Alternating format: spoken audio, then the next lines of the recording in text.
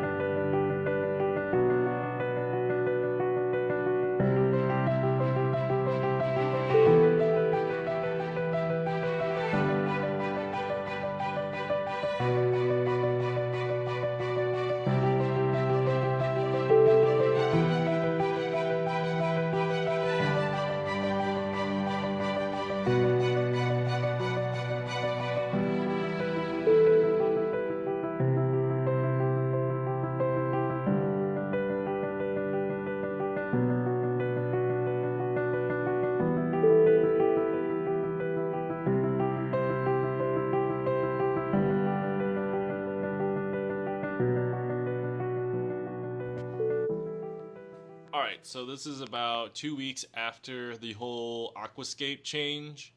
A lot has changed since then. We'll just get right into it. So you already noticed that the sand is pretty much cleared up from the dino that I had an outbreak with. Pretty much killed all that. The individual corals, let's take a look. So this torch coral used to have 2 heads. One of them died.